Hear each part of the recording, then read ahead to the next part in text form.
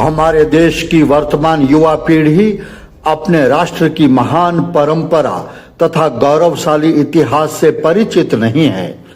हमें जो परोसा गया उसी ज्ञान को आज तक हम वर्तमान पीढ़ी को हस्तांतरित करते रहे, फिर कैसे जगेगा स्व का बोध। आइए हम खोलते हैं हमारे इतिहास के कुछ स्वर्णिम पृष्ठ। मैं हूं वैदिक ऋषि। हमने इस भूमि का नाम भारत रखा राजा भरत के नाम पर, जो धर्म और साहस के प्रतीक थे। यही नाम आज तक जीवित है। मैं हूं पुराणों का भूगोलविद।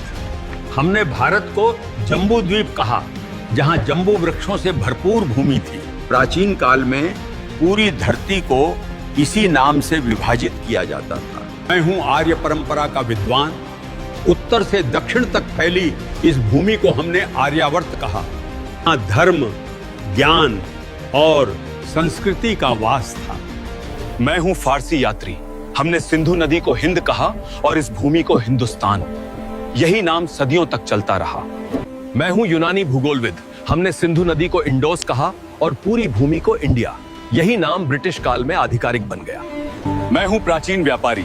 भारत की सोने जैसी भूमि के कारण हमने इसे सुवर्ण भूमि कहा। सोने, मसालों और धन की धरती। मैं हूं अरबी नाविक। हमने इस धरती को अल हिंद कहा।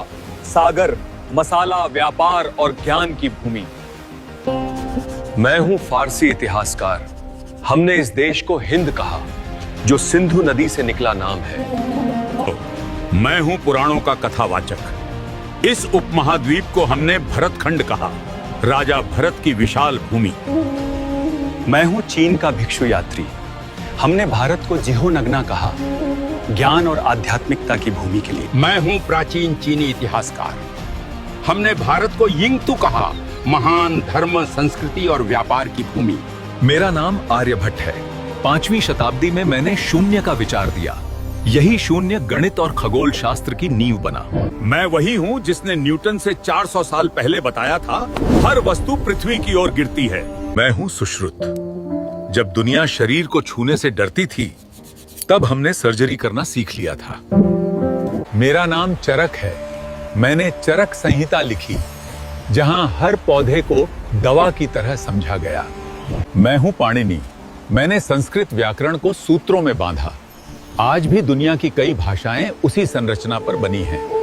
मैं हूं कोणार्क का शिल्पकार। हमने सूर्य मंदिर को इस तरह बनाया कि हर पहिया एक सटीक घड़ी की तरह समय बताता है।